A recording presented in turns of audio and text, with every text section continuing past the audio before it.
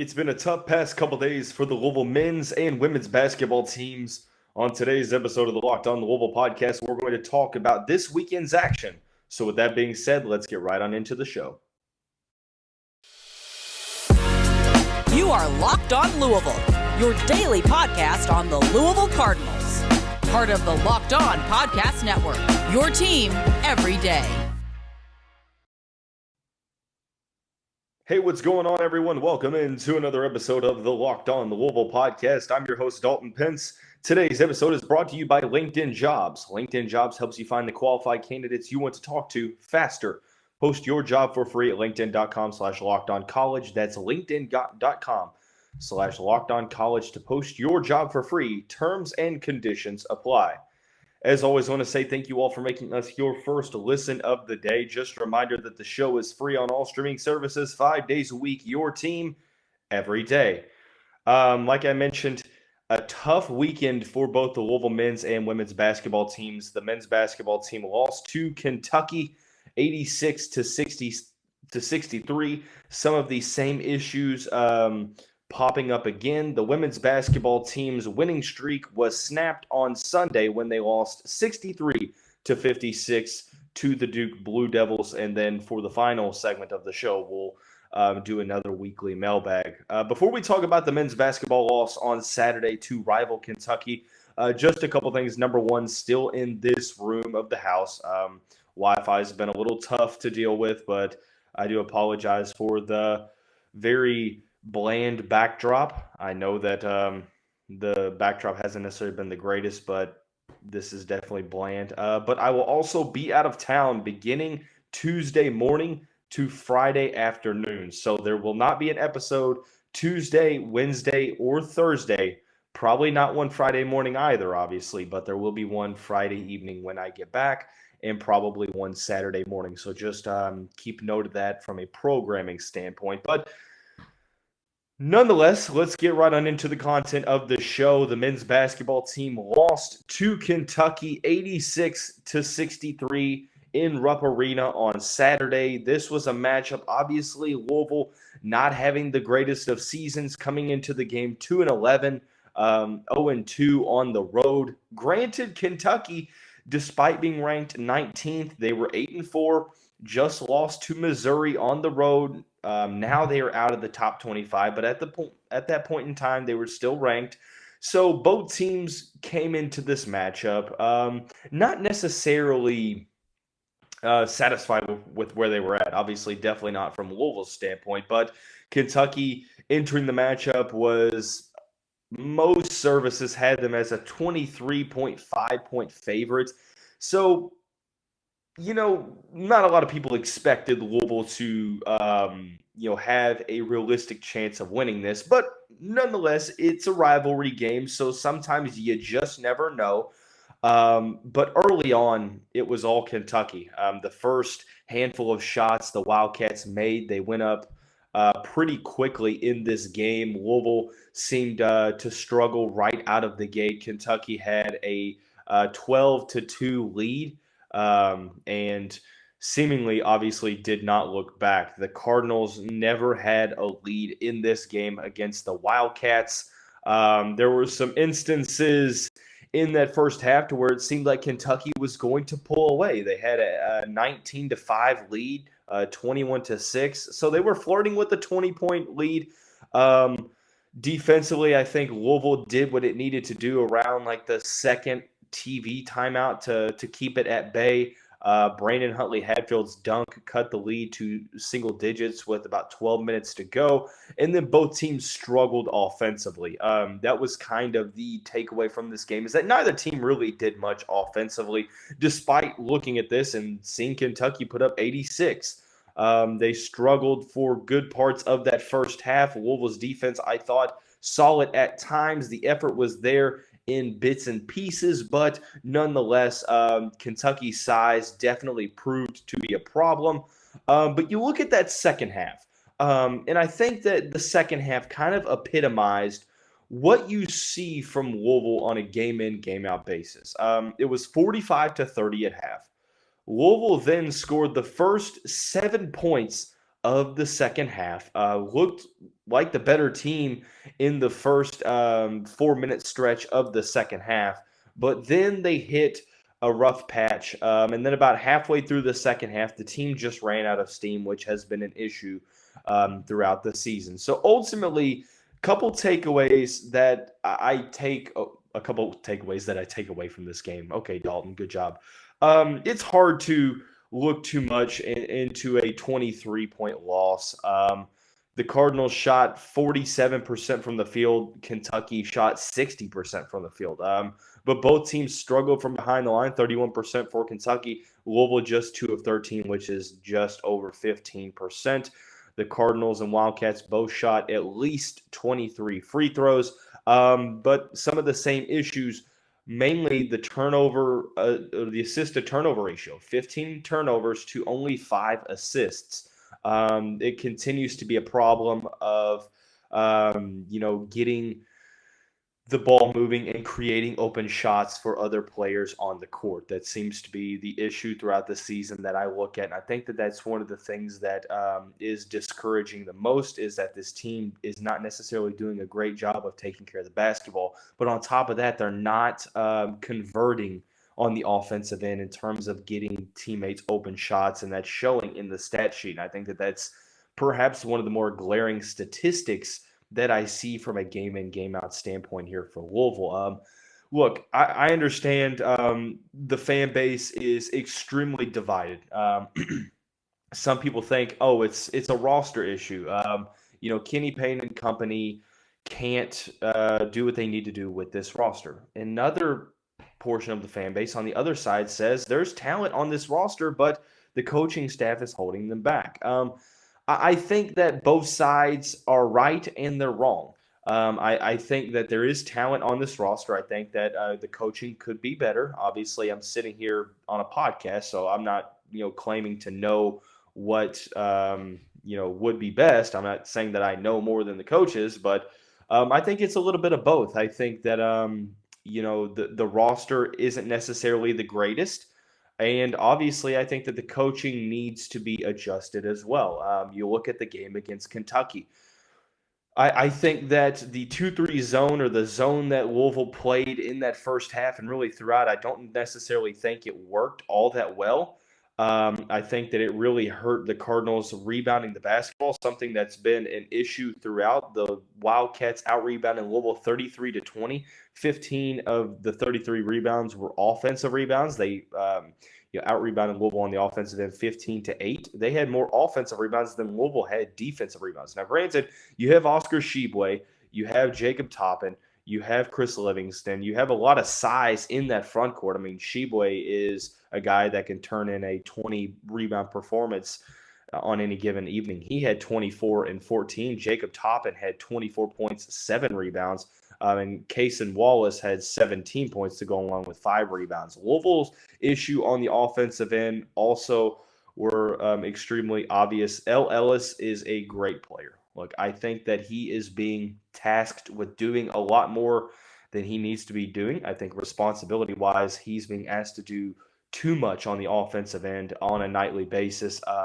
He had 23 points, 7 of 16 from the field. Outside of that, only one player in double figures. That was Brandon Huntley-Hatfield. He was 5 for 7 from the field, 10 points. I think that he had a solid game. Sidney Curry and Jae'Lyn Withers combined for 5 points in the front court and only 2 rebounds. 3 rebounds. That can't happen if you're the Louisville Cardinals. I understand you're going up against a good front court, but that's a very, very tough statistic to look at. Having your 2 big men outside of Brandon Huntley-Hatfield struggling to not only score, but also to get on the boards. Outside of that, I thought that J.J. Traynor had a decent performance. He had 5 points. Kamari Lands had 9 points, 3 rebounds. But outside of those 3, Mike James had 8 points. He was 3 of 9 from the field. I just think offensively, we're still wondering what is the identity of this team on offense. Defensively, look, I think that the issue with this team, and I think I see it on a game-in, game-out basis, look, I think that this team has shown improvement over the first 2 months of the season. But the inconsistency doesn't allow you to see that as a whole. There are stretches of the game or a couple possessions to where you see that hustle. You see that toughness. You see the team move without the ball and get open shots. You see the team put forth maximum effort on defense. But there's so many stretches in games to where they don't, or they struggle offensively. They take bad shot selection. They don't try the hardest rebounding the basketball. The effort's not there at times. So as much as improvement you may see time and time out here and there, the consistency almost takes away any of that progression, because that's been the issue all throughout, is that we've been so inconsistent that it's hard to really look at this and think that this team is progressing. So obviously we'll look at things here as the ACC schedule gets kicked off tomorrow against Syracuse. We'll see how the team plays against the Orange. But for the remainder of the show, well, actually for the second segment of the show, I should say, we'll go into the women's basketball side of things, where the Cardinals lost to Duke on Sunday afternoon, snapping a winning streak. We'll do that here in just a second after we talk about our friends over at LinkedIn Jobs. Look, as a small business owner or hiring manager, you know that success in 2023 all depends on the team members you surround yourself with. That's why you have to check out LinkedIn Jobs. With LinkedIn Jobs, you can hire qualified candidates more efficiently by matching open roles with people who have the skills, values, and experiences to help achieve your goals. It helps you quickly attract qualified candidates. They go beyond resume data by using insights from your job post company and their 875 million member profiles to put your post in front of. It makes it easy to screen and rate applicants based on your job qualifications, all on one platform. LinkedIn Jobs helps you find the qualified candidates you want to talk to faster. Post your job for free at linkedin.com/lockedoncollege. That's linkedin.com/lockedoncollege to post your job for free. Terms and conditions apply. Hey, Cardinal fans, thanks again for making Locked On Louisville your first listen every day. Make sure to check out Locked On Sports Today, the biggest stories around the sports world in 20 minutes or less, plus instant reactions, game recaps, and Locked On's Take of the Day. Locked On Sports Today, available on YouTube and wherever you get your podcasts. Moving right on along into the women's basketball team's weekend loss against the Duke Blue Devils on the road, 63-56. It was the game that snapped I think it was a 6-game winning streak for the Cardinals, dating back to the win against SIUE.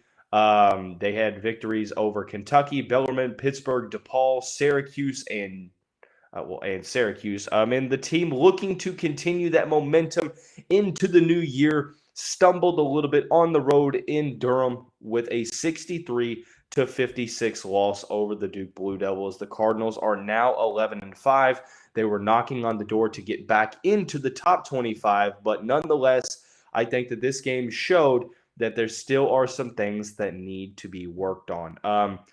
Statistically speaking, I think that Duke opened up this game pretty solidly, won the first quarter 8-2 until 11, had a halftime lead. The Cardinals won the third quarter and cut the lead to 1 late in the fourth, and Duke was able to extend the game. I think that the issues that we've seen throughout have kind of been the issues that we've seen throughout. Hailey Van Lith had 23 points, 11-21 shooting.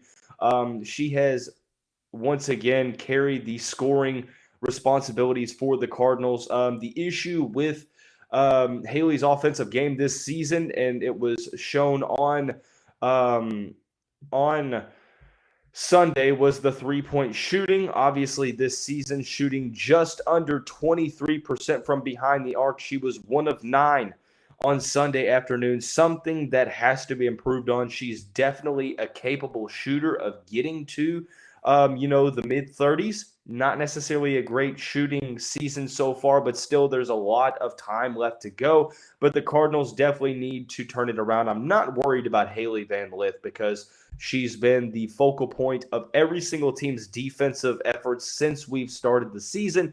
So my issue is, where is the scoring coming outside of Hailey Van Lith. None of the other players on Louisville's team scored more than 8 points against the Blue Devils. Olivia Cochran had 8 points. She is 3 of 8 from the field. Overall, the Cardinals, 46% from the field, 25% from behind the arc, only 2 free throws. That's another thing is Duke shot 16 free throws, made 14 of them in this contest.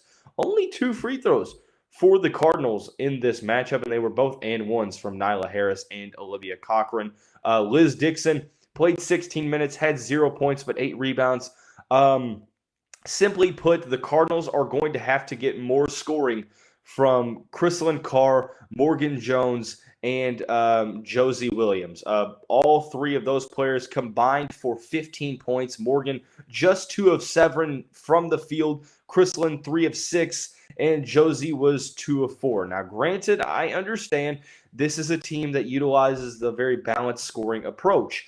We talk about Emily Ingsler last year and why, even if she wasn't scoring, it was very valuable that, she was bringing forth the defense and the rebounding and the assists and the pick and rolls. And I think that same role is being applied to Morgan Jones as well. I think that she does a lot of things better than just scoring the basketball. She's a very good defensive player, solid rebounder as well. But there is no Kiana Smith on this year's team to alleviate some of those scoring responsibilities. There's no Chelsea Hall.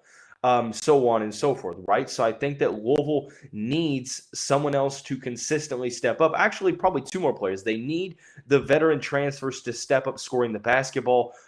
They've been inconsistent. I know it's not easy sometimes to jump into a system and be able to learn it right away. But Morgan is averaging essentially 10 and 5.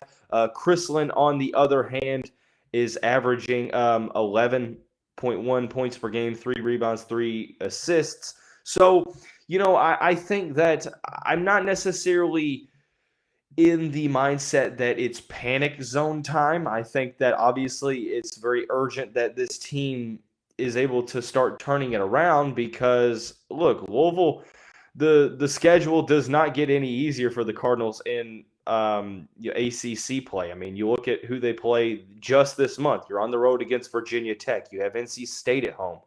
You play at Florida State, so on and so forth. So you have some interesting games coming up that you have to hopefully continue to get better and better. I don't think that obviously this is a season where Louisville is going to win the ACC. If they do, I'd be surprised. But still, I mean, if there's one coach that can turn it around, it's Jeff Walz. They've got the pieces to do it on this team. But unfortunately, it's been sort of a start that we haven't necessarily been used to. Elizabeth Balagoon, the former Cardinal, 8 for 15 from the field. She had a 20-point, 10-rebound, double-double.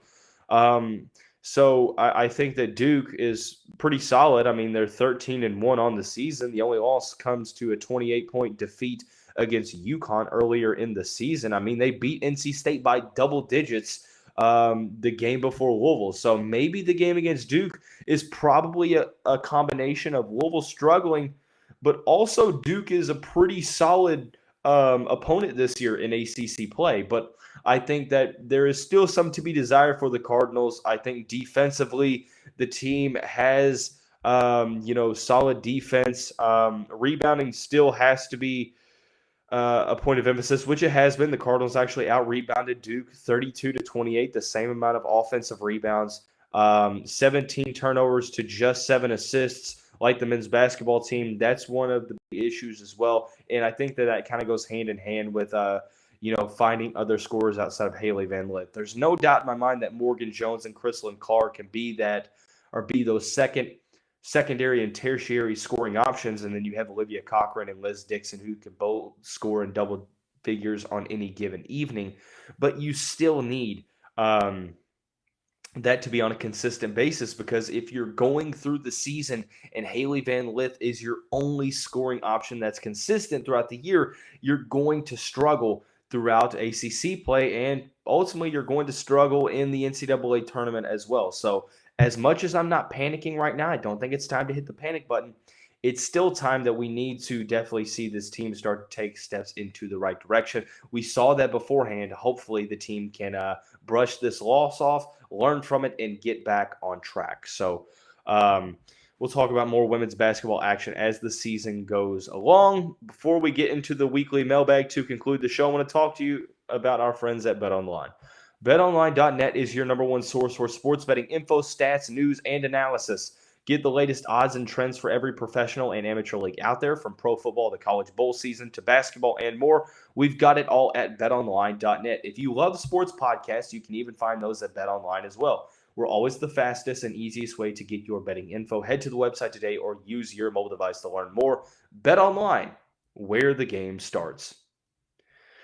So heading into the final segment of the show, I know we had a weekly mailbag before the end of the week, but with the week being a little weird from a programming standpoint this upcoming week, I do want to dive into the mailbag now so we can get it out of the way, and hopefully we have some recruiting news at the end of the week, so I'm kind of saving some segments for that. But regardless, to the mailbag, the first one is a new question. With the defensive performance that Purdue put on in the bowl game against LSU, are you worried about some of those staff members coming to Louisville under Jeff Brom, and are you worried about the Cardinals' defense next season? There's two ways I look at this. Number one, it's a bowl game. Purdue was missing a lot of pieces. Their coaching staff was obviously not full. You're playing an LSU team that was maybe a result away from really being in the playoff hunt, which they were at the end of the year before they lost to A&M in the regular season finale.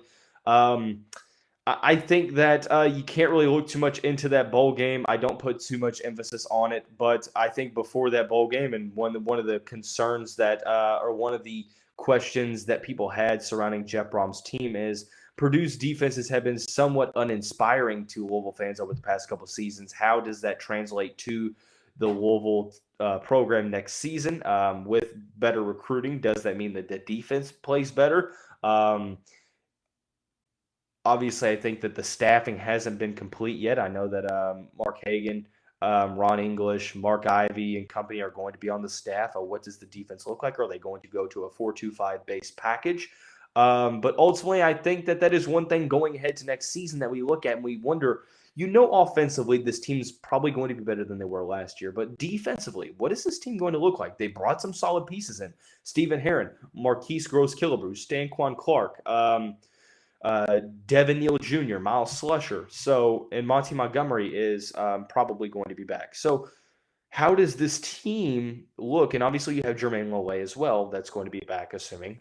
But how does this team going to look? And I think that that's one of the big questions. But to answer the original question, no, I don't put too much emphasis on the bowl game. I think that my questions have arisen probably before that. So moving right on along towards basketball talk. How many wins do you think that this team ends up with? Look, you're sitting at 2 wins right now, right? I think that this is a tough one. I don't want to say that this team is not going to win another game, but if we're going to be completely honest, I think that the ACC play is going to be tough. I really do. I think that this is going to be a situation to where if you're going to beat certain teams, it's probably going to be the bottom dwellers of the ACC, so on and so forth. So I'm looking up the schedule right now and kind of seeing where teams are. I forget who is. I think that it's hard. I don't think that this team necessarily gets over 5 wins. If they do, I'll be surprised. I think that they may compete with teams more than they have in the first portion of the season. But you look at the ACC, you look at who's where they are. I think Georgia Tech sitting at 7-6, Notre Dame at 8-6, Florida State at 4-11. I mean, they lost to Florida State by quite a lot. So I don't know. I think Notre Dame, Georgia Tech might be maybe the teams that Louisville has the best chance against, but you're still going up against some solid teams in the ACC. So I think you're probably looking less than 5 wins. I can't look at the schedule right now with a clear, unbiased opinion and say that I would predict Louisville to win said game. So continuing to go on along, With there being, another spot left by DeAndre Moore, do you think the addition of Kevin Coleman Jr. from Jackson State would be a complete one-for-one swap? So I assume what the question means is if you add Kevin Coleman Jr., does that take away the sting of DeAndre Moore? I think it takes away a lot of it. I think that Kevin Coleman was also highly rated coming out of high school, solid year as a freshman last year for Jackson State. A home run threat, 5'11" speedster. So I think that what you were going to get in DeAndre Moore, you're going to get in Kevin Coleman Jr., assuming that you get a commitment from him. But we will have an episode about that also posted sometime here shortly. So be sure to stay tuned to that. But I think that it definitely takes away some of the sting. You've talked a lot about Jawar Jordan being running back one. Do you think Louisville is going to bring in a guy that directly competes for those starting running back snaps? I mean, they're going to probably add a transfer running back. It's going to be hard to convince a guy to come into this program with a guy that's already probably projected as a starting running back and compete. Maybe they bring in a guy who they view as underrated, that they could see as a rotational guy. It'll depend. I don't think that we're going to go into the season with anyone other than Jawar Jordan as running back one. But it's going to be hard to convince players to come in to compete with Jordan as the starting running back because a lot of guys want that confirmation that they're going to be the guy. You have Kewan Brown, you have Maurice Turner, but I think that, if you bring in a battle-tested, productive Power 5 running back or even a guy from the FCS or Group of 5 ranked ratings, who knows? But I don't think they'll obviously compete because it's going to be a competition in the offseason and fall camp, so on and so forth. But I still think that Jawar Jordan is your running back one. So, but like I said, that's going to wrap up this Monday edition of the show. Everyone have a great day. We'll see you right back here very, very soon.